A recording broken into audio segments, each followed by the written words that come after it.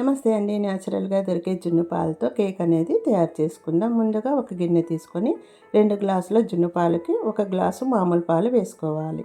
ఈ మామూలు పాలు వేసుకోవడం వల్ల కేక్ అనేది టేస్టీగా మంచిగా వస్తుందన్నమాట.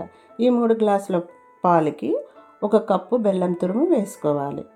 వేసుకున్న తర్వాత కొద్దిగా చక్కెర యాడ్ చేస్తే చాలా టేస్టీగా ఉంటుందన్నమాట ఈ కేకు.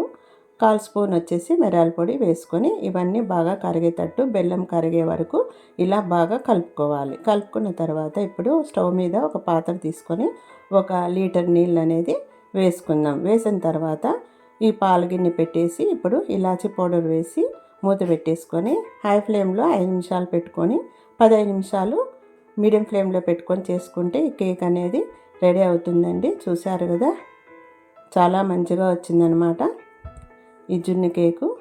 చూడండి, ఇలా అతుక్కోకుంటే మన కేకు రెడీ అయినట్టు అనమాట. ఇప్పుడు ఒక 10 నిమిషాలు చల్లారే వరకు పక్కన పెట్టేసుకొని ఇలా ఇంకొక ప్లేట్ తీసుకొని ఇలా తిప్పేసుకొని కేక్ తీసుకోవడం అండి. రెడీ అయింది కేకు. చాలా టేస్టీగా ఉంటుంది. మామూలుగా బయట పౌడరు అమ్ముతుంటారు కదా, ఆ పౌడర్తో చేసుకోకుండా న్యాచురల్గా మనకి పాలు అమ్మే వాళ్ళ దగ్గర అయితే మనకి దొరుకుతాయి. ఇలా తీసుకొని చేసుకోండి, చాలా టేస్టీగా ఉంటుంది. ఇలా కేక్ కాకుండా మనకి పాలకోవాలాగా కూడా చేసుకోవచ్చు. ఆ వీడియో కూడా మీకు పెడతాను, చూడండి. ఈ వీడియో నచ్చినట్టయితే లైక్ చేయండి, షేర్ చేయండి, సబ్స్క్రైబ్ చేసుకోండి. బాయ్.